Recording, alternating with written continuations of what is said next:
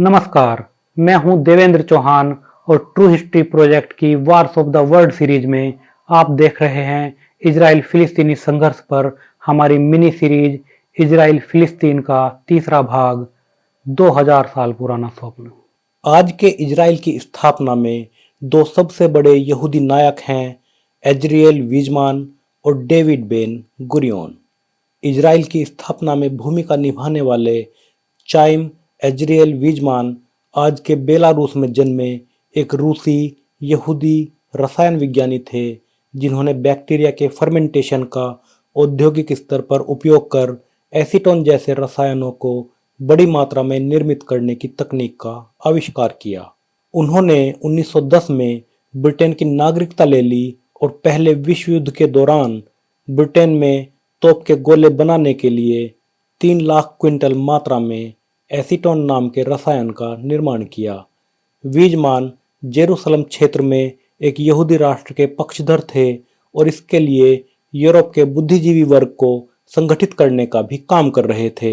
उन्होंने ही ब्रिटेन के विदेश मंत्री आर्थर बाल्फोर को प्रथम विश्व युद्ध में अपनी वैज्ञानिक सेवाओं के बदले प्राचीन इजराइल की भूमि पर एक स्वतंत्र संप्रभु यहूदी राष्ट्र के निर्माण के संकल्प का आधिकारिक बयान जारी करने के लिए मनाया। 1917 का यह बाल्फोर डिक्लेरेशन बाद में आज के इजराइल की स्थापना में मील का पत्थर साबित हुआ। वीजमान वर्ल्ड जायनिस्ट ऑर्गेनाइजेशन के अध्यक्ष थे और जेरूसलम में हिब्रू यूनिवर्सिटी स्थापित करने में उनकी बड़ी भूमिका रही थी। एक वैज्ञानिक के रूप में उनके नाम 100 से ज्यादा आविष्कारों के पेटेंट थे। वो इतने प्रसिद्ध थे कि जब दूसरे विश्व युद्ध में फ्रांस को हराने के बाद जर्मनी ने ब्रिटेन पर हमले की योजना बनाई तो नाजी सेना को आदेश दिया गया कि वीजमान जहां भी मिलें उन्हें तुरंत गिरफ्तार करना है। ये और बात है कि हवाई हमले की असफलता के बाद ये जमीनी हमला कभी हुआ ही नहीं। 1948 में इजराइल की स्थापना के 2 दिन बाद उन्हें इजराइल की राज्य परिषद का अध्यक्ष बनाया गया और फिर अगले साल वो इजराइल के पहले राष्ट्रपति बनाए गए। लेकिन एक देश के रूप में आधुनिक इजराइल के निर्माताओं में सबसे बड़ा नाम है डेविड बेन गुरियोन। 1886 में आज के पोलैंड में जन्मे डेविड ग्रुन ने 14 साल की उम्र में हिब्रू भाषा को बढ़ावा देने वाला संगठन बनाया और किशिनेव दंगा पीड़ित यहूदियों की सहायता के लिए धन जुटाने लगे। महान रूसी साहित्यकार लेव तोल्स्टॉय से प्रभावित होकर उन्होंने पूरी तरह शाकाहार अपना लिया। कम्युनिस्ट कार्यकर्ताओं से सहानुभूति रखने के कारण 1905 की असफल रूसी क्रांति के दौरान उन्हें वारसा शहर में 2 बार गिरफ्तार किया गया। यहूदियों के लिए एक स्वतंत्र राष्ट्र का सपना मन में लिए 20 साल की उम्र में वो आज के इजराइल के जाफा आए और एक मजदूर के रूप में काम करने लगे। उस समय यहूदी मजदूरों को कम ही काम मिलता था क्योंकि स्थानीय अरब मजदूर कम मजदूरी में काम करने को तैयार थे। लेकिन ग्रुन ने कभी इस बात की शिकायत नहीं की कि उन्हें महीने में 10 दिन ही मजदूरी का काम मिलता है। वो हमेशा अपने पिता को इस भूमि का गुणगान ही लिखते। उन्होंने 1900 साल पहले रोमन साम्राज्य के विरुद्ध विद्रोह करने वाले यहूदी नेता बेन गुरियोन के नाम पर अपना नाम बदल कर रखा डेविड बेन गुरियोन। जब पहला विश्व युद्ध शुरू हुआ तो गुरियोन ने योजना बनाई कि अगर उस्मानिया सुल्तान यहूदियों को उनके पुरखों की जमीन पर आज़ाद खुद मुख्तार रियासत कायम करने का वायदा करे तो यहूदी बड़ी संख्या में उस्मानिया सल्तनत की सेना में भर्ती होकर सुल्तान की तरफ से लड़ेंगे। इसके बावजूद उन्हें मार्च 1915 में उस्मानिया सल्तनत से बाहर मिस्र में निर्वासित कर दिया गया। वो किसी तरह अमेरिका पहुंचे और वहां उन्होंने यहूदियों को अपने भविष्य के देश के लिए संगठित करने का काम किया। वो मित्र सेनाओं की तरफ से लड़ने के लिए ब्रिटिश सेना की जेविश लीजन में भर्ती भी हो गए। युद्ध के बाद जब वो वापस जाफा लौटे तो परिस्थितियां बदल चुकी थी। उस्मानिया साम्राज्य को मित्र देशों ने समाप्त कर दिया था और उसके कई हिस्सों पर मैंडेट के रूप में अधिकार कर लिया था। गुरियोन ने 1919 में जायनिस्ट लेबर फेडरेशन की स्थापना की और वो 1935 तक इसके अध्यक्ष रहे।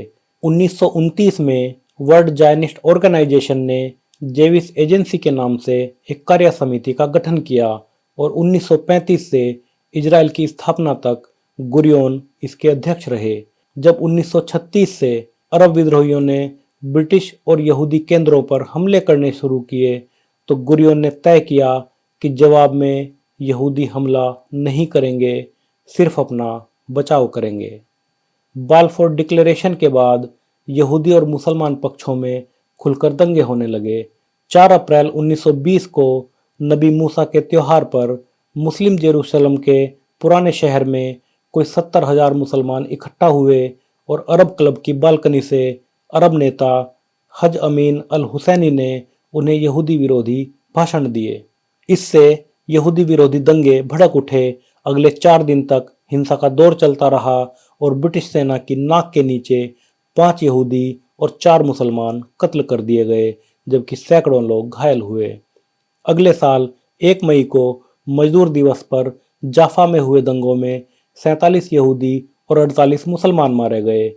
इसके 8 साल बाद अगस्त 1929 में टेम्पल माउंट की वेस्टर्न वॉल पर प्रार्थना करने वाले यहूदियों ने जब कुछ वृद्ध और बीमारों के लिए कुर्सियां रखनी चाहिए तो हज अमीन अल हुसैनी ने आरोप लगाया कि यहूदी अल-अक्सा मस्जिद पर कब्जा करना चाहते हैं। मुस्लिम जत्थों ने वेस्टर्न वॉल के आलों में रखे यहूदी प्रार्थना पत्रों को जला दिया, जिसके बाद फिर से अरब यहूदी दंगे भड़क गए। इन दंगों में अरबों ने बड़ी हिंसा और क्रूरता का प्रदर्शन किया और लूट, हत्या, बलात्कार, शवों की बेइज्जती करने जैसे अफसोसनाक वाकये अंजाम दिए गए। यहूदी हथियारबंद दस्तों ने भी जवाब में मुसलमानों को मारा और पूरे अगस्त चलने वाले इन दंगों में 133 यहूदी और 116 अरब मारे गए। 16 अक्टूबर 1935 को जाफा बंदरगाह पर अरब मजदूर व्हाइट स्टार सीमेंट के 537 ड्रम्स को बेल्जियम से आए एक जहाज से उतार रहे थे।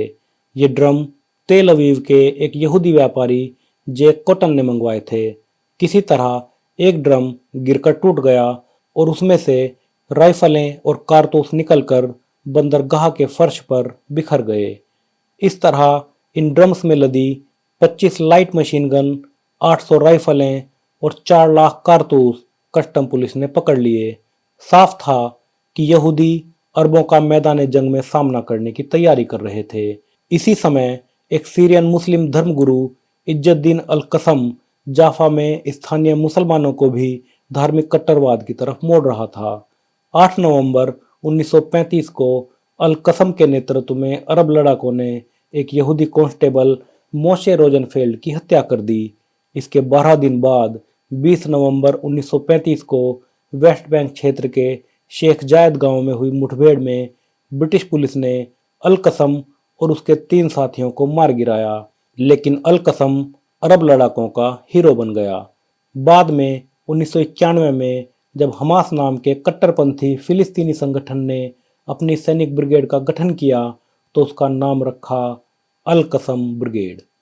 अल कसम की मौत के जवाब में अरबों ने 2 यहूदी बस यात्रियों और 3 ड्राइवरों की हत्या कर दी और ब्रिटिश मैंडेट के खिलाफ विद्रोह कर दिया, जिसमें यहूदी बस्तियों पर भी हमले किए गए। जेरूसलम में अरबों के सबसे बड़े धर्मगुरु हज अमीन अल हुसैनी ने 16 मई 1936 को फिलिस्तीन दिवस मनाने की घोषणा की और आम हड़ताल बुलाई। महीनों ब्रिटिश पुलिस और अरब लड़ाकों में लड़ाई चलती रही और ब्रिटिश पुलिस और सेना से लड़ाई में कोई 1000 अरब लड़ाकों को खोने के बाद नवंबर 1936 में हड़ताल को स्थगित कर दिया गया। इसके बाद ब्रिटिश सरकार ने लॉर्ड पील की अध्यक्षता में एक जांच आयोग का गठन किया। दंगों और पुलिस पर हमलों को रोकने के लिए ब्रिटिश सरकार ने कलकत्ता से कई भारतीय क्रांतिकारियों के दुश्मन रहे ब्रिटिश पुलिस अधिकारी चार्ल्स टेगार्ट को भेजा, जिसकी सिफारिश पर 70 से अधिक छोटे किले और कंटीली तारबाड़ वाली दीवार बनाई गई। ब्रिटिश खुफिया तंत्र को मजबूत किया गया और कैदियों को यातना देने वाले वाटर बोर्डिंग जैसे नई तरीकों का प्रयोग किया गया। उधर पील कमीशन ने 7 जुलाई 1937 को पहली बार फिलिस्तीनी क्षेत्र के अरबों और यहूदियों में बंटवारे की सिफारिश की। लंदन में ब्रिटिश कैबिनेट ने पील कमीशन की सिफारिशों को मान लिया। अरबों ने एक स्वर में बंटवारे की योजना को नकार दिया, जबकि क्षेत्र में यहूदियों की प्रतिनिधि जेविश एजेंसी ने पूरे फिलिस्तीनी क्षेत्र पर अपना दावा जताया, लेकिन फिर भी यहूदी बातचीत के लिए तैयार थे। दरअसल डेविड बेन गुरियोन और वीजमान का ख्याल था कि इसी तरह धीरे धीरे उन्हें यह क्षेत्र मिल सकेगा। पील कमीशन की रिपोर्ट के बाद दंगे फिर शुरू हो गए और 1939 तक चलते रहे। कुल 3 साल चले इस अरब विद्रोह में लगभग 5,000 अरब, 300 यहूदी और 250 ब्रिटिश मारे गए। इसी समय ब्रिटिश पुलिस और यहूदी सुरक्षा बल जैसे हगना के बीच सहयोग भी शुरू हुआ। 23 मई 1939 को ब्रिटिश सरकार ने संसद में एक श्वेत पत्र पास कराया, जिसके अनुसार अगले 10 साल में स्वतंत्र फिलिस्तीन में एक यहूदी नेशनल होम बनाने का वायदा किया गया। लेकिन इस नीति से न तो यहूदी खुश थे न फिलिस्तीनी। बहरहाल दुनिया बदलने वाली थी, क्योंकि इसके ठीक 100 दिन बाद यूरोप और फिर सारी दुनिया में दूसरा विश्व युद्ध शुरू हो गया और यहूदियों के लिए एक ऐसा दौर आया जो उनके लंबे इतिहास का सबसे बुरा दौर था। नाजियों ने पहले जर्मनी और फिर जर्मन सेनाओं द्वारा जीते गए क्षेत्रों में यहूदियों का बड़े पैमाने पर नरसंहार किया और उन्हें यातनाएं देने के लिए बड़े बड़े कंसंट्रेशन कैंप या यातना शिविर बनाए और कम से कम 60 लाख यहूदियों की हत्या की गई। इस बीच ज़्यादातर यहूदियों ने भागकर अमेरिका में शरण ली। मई 1942 में न्यूयॉर्क के बाल्टीमोर होटल में 600 से ज़्यादा नेताओं की एक कॉन्फ्रेंस में डेविड बेन गुरियोन की अध्यक्षता में यहूदियों ने स्पष्ट किया कि वे फिलिस्तीन में यहूदी राष्ट्र नहीं बल्कि पूरे फिलिस्तीनी क्षेत्र को एक राष्ट्र के रूप में चाहते हैं। अब जिक्र दूसरे विश्व युद्ध से पहले और उसके दौरान नाजियों द्वारा यहूदियों के जनसंहार का, जिसे होलोकास्ट कहा जाता है। सैन्यवाद, राष्ट्रवाद और यहूदी विरोध के नारों से जर्मनी के चांसलर और फिर तानाशाह बनने वाले एडोल्फ हिटलर ने अपनी आत्मकथा माइन कैम्फ या मेरा संघर्ष में यहूदियों को, जो कि जर्मनी की कुल जनसंख्या का 1% भी नहीं थे, उन्हें पहले विश्व युद्ध में जर्मनी की हार का जिम्मेदार बताया और 1933 में सत्ता में आने के बाद हिटलर की नाजी पार्टी ने यहूदियों के खिलाफ सुनियोजित दंगे या पोग्रोम कराए। यहूदियों को सरकारी नौकरियों से निकाला गया, उन्हें बाईं बाह पर स्टार ऑफ डेविड का चिन्ह वाला पीला बैज बांधने पर मजबूर किया गया और जर्मनी में कुल 1500 से ज़्यादा यहूदी विरोधी कानून पास और लागू किए गए। 1935 में न्यूरेमबर्ग कानून पास कराकर सब जर्मन यहूदियों की नागरिकता छीन ली गई, जिससे सदियों से जर्मनी के नागरिक रहे 5 लाख यहूदी रातों रात अपने ही देश में शरणार्थी बनकर रह गए। 1939 में विश्व युद्ध शुरू होने से पहले जर्मनी में यहूदियों की संपत्ति छीन ली गई और उनके व्यापार करने पर पाबंदी लगा दी गई। नाजी पार्टी के नेतृत्व में यहूदियों का सामाजिक बहिष्कार किया गया और उन्हें छोटी छोटी गंदगी भरी बस्तियों या घेटों में रहने पर मजबूर किया गया। जर्मन खुफिया पुलिस गेस्टापो इन यहूदी बस्तियों में आती और जिसे चाहे पकड़कर ले जाती और फिर वो व्यक्ति कभी नहीं मिलता। मानवता के इतिहास के इस सबसे काले अध्याय में नाजी पार्टी के हथियारबंद गिरोह एसएस ने हेनराइक हिमलर, राइनहार्ड हाइड्रिक और एडोल्फ आइखमैन के नेतृत्व में पूरे यूरोप में यहूदियों की नस्ल कुशी या जातीय जनसंहार का मंसूबा तैयार किया और इस पाप के लिए बाकायदा औद्योगिक स्तर पर यहूदियों की हत्या के लिए यातना शिविर बनाकर उन्हें पहले गोलियों से और फिर गैस चैम्बरों में जहरीली जाइक्लोन बी जैसी गैस से मारा गया। यूरोप में जिन क्षेत्रों को नाजी सेना ने जीता, उन सब क्षेत्रों में यहूदी होना अपराध हो गया और उन्हें यातना शिविरों में भेजने के लिए विशेष ट्रेनों का इंतजाम किया गया। इस तरह हिटलर और उसकी नाजी पार्टी ने यूरोप में कम से कम 60 लाख यहूदियों की हत्याएं की, जो यूरोप की कुल आबादी का 80% से भी ज़्यादा थी। नाजी अत्याचारों की पूरी सच्चाई 1945 में विश्व युद्ध समाप्त होने के बाद ही सामने आई, जब सोवियत सैनिक कंसंट्रेशन कैंपों में पहुंचे तो यहूदियों की मौत से भी बदतर हालत देखकर दंग रह गए। मानवता को शर्मसार करने वाले इन कैंपों में से एक ओशविट्ज कंसंट्रेशन कैंप नाजी कब्जे के समय पोलैंड में 40 से ज़्यादा यातना शिविरों का एक कॉम्प्लेक्स था, जिसमें भेजे गए 13 लाख लोगों में से 11 लाख लोगों की इस कॉम्प्लेक्स में हत्या की गई। यहाँ यहूदियों की खाल के दस्ताने और उनके बालों से चटाइयाँ तक बनाई गई। यहूदियों के जीवित शरीर पर नाजी डॉक्टर्स ने जोसेफ मेंगल के नेतृत्व में यातनाओं के प्रयोग किए और मारे गए यहूदियों की लाशों को जलाकर उनसे खेतों के लिए खाद तक बनाया गया।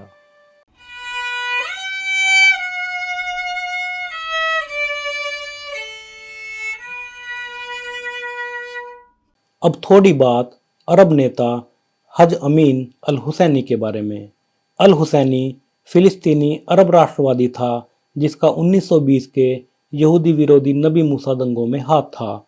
इन दंगों के बाद ब्रिटिश ने पहले तो उसे 10 साल की सजा दी, पर फिर उसे माफ़ी दे दी और उसे जेरूसलम का ग्रैंड मुफ्ती बना दिया गया, जिसके अधिकार क्षेत्र में अल अक्सा मस्जिद समेत जेरूसलम की सारी मस्जिदें आती थी। अगले 15 सालों तक उसने केवल यहूदियों के विरुद्ध दंगे भड़काए और ब्रिटिश सरकार उसे अपना सहयोगी मानती रही। लेकिन 1936 के अरब विद्रोह का नेतृत्व करने के बाद उसके खिलाफ अरेस्ट वारंट जारी किया गया, लेकिन वो लेबनान और इराक के रास्ते 1941 में पहले इटली और फिर जर्मनी भाग गया। उसने इटली में मुसोलिनी से और जर्मनी में विदेश मंत्री रिबेनट्रोप और फिर खुद हिटलर से मुलाकात की और यहूदी विरोध में उन्हें समर्थन दिया। उसने यहूदियों के लिए बनाए गए यातना शिविरों का दौरा किया और सारी दुनिया के मुसलमानों से अपील की कि मुसलमानों की धरती से यहूदियों का सफाया करने में जर्मनी का साथ दें। जर्मनी में उसने रेडियो पर भाषण के जरिए बोस्नियाई मुसलमानों को नाजी सेना में भर्ती कराने में सहायता की। विश्व युद्ध समाप्त होने के बाद वो फ्रांसीसियों की शरण में चला गया और वहां से मिस्र की राजधानी काहिरा पहुंचकर फिर से यहूदी विरोध में जुट गया। जब उसे 1948 के अरब इजराइल युद्ध की कमान नहीं दी गई, तो उसने जिहादियों की अपनी एक निजी सेना बनाई और उसे नाम दिया अल जिहाद अल मुकद्दस, यानी पवित्र जिहाद। दूसरे विश्व युद्ध के बाद बने नए संयुक्त राष्ट्र संगठन यानी यूएनओ में यहूदियों के लिए फिलिस्तीनी इलाकों में एक स्वतंत्र राष्ट्र बनाने का मुद्दा जोर पकड़ने लगा। यहूदी अर्धसैनिक बलों के हथियार जमा करने की नीति के खिलाफ स्थानीय ब्रिटिश सरकार ने जून 1946 में जेविस एजेंसी के दफ्तर में छापा मारा और छापे में मिले दस्तावेजों को जेरूसलम के किंग डेविड होटल में रखा गया, जहां ब्रिटिश सरकार और सेना के कई सरकारी कार्यालय काम कर रहे थे। इसके जवाब में यहूदी अर्धसैनिक बल इरगुन ने 22 जुलाई 1946 को किंग डेविड होटल के बड़े हिस्से को बम लगाकर उड़ा दिया। इस घटना में 91 लोग मारे गए। ब्रिटेन में इस आतंकवादी हमले की तीखी आलोचना हुई, पर इसके बाद ब्रिटिश सरकार ने तय किया कि जितनी जल्दी हो सके इस क्षेत्र से ब्रिटेन को निकल जाना चाहिए। हमले के 3 दिन बाद ही ब्रिटिश प्रधानमंत्री एटली ने अमेरिकी राष्ट्रपति हैरी ट्रूमैन को लिखा कि हमें बिना देर किए यहूदी भावनाओं का ख्याल करने और फिलिस्तीनी क्षेत्र में शांति स्थापित करने की नीति लागू करने की जरूरत है। लेकिन फिलिस्तीनी और बाकी अरब लोग और उनके नेता अपने बीच इस्लाम के अलावा किसी और धर्म वाले देश की संभावना को बर्दाश्त नहीं कर पाए और यहूदियों के प्रति हिंसा की घटनाएं बढ़ने लगी।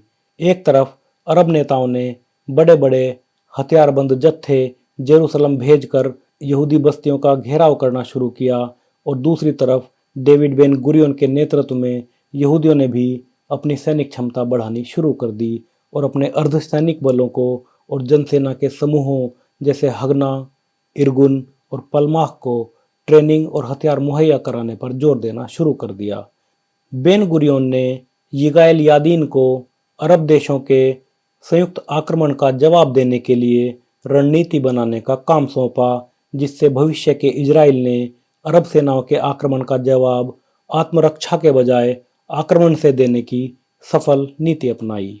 उसी समय यहूदी नेता गोल्डा मायर अमेरिका में यहूदी राष्ट्र के लिए धन जुटाने का काम कर रही थी, जिससे जेरूसलम के स्थानीय यहूदी नेताओं ने पूर्वी यूरोप से युद्ध के हथियारों की खरीद और तस्करी कर आने वाले युद्ध की तैयारी शुरू कर दी।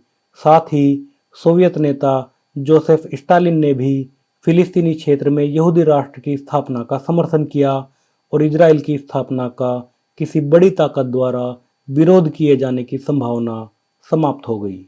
2 अप्रैल 1947 को ब्रिटेन ने संयुक्त राष्ट्र संघ से आग्रह किया कि इस मुद्दे को सुलझाए। इसके साथ ही ब्रिटेन ने 1947 में अरब क्षेत्रों से अपनी सेना वापस बुलाने का फैसला ले लिया।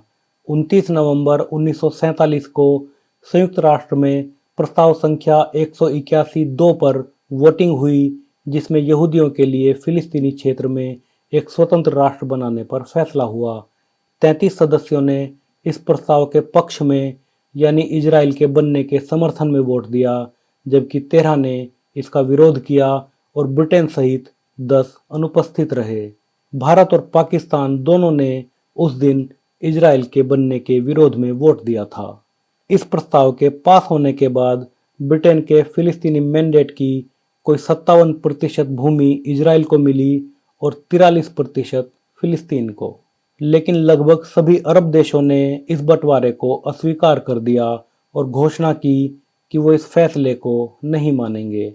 इस प्रस्ताव के पास होने और इसके विरोध ने यहूदियों और अरब मुसलमानों के बीच दंगे भड़का दिए, जिससे यह तय हो गया कि जैसे ही आखिरी ब्रिटिश सैनिक इस भूमि से बाहर निकलेगा और इजराइल की स्थापना की घोषणा होगी, कई अरब देश एक साथ एक नए बने इजराइल पर हमला करेंगे और संयुक्त राष्ट्र के प्रस्ताव और नए बने देश दोनों को खत्म कर देंगे।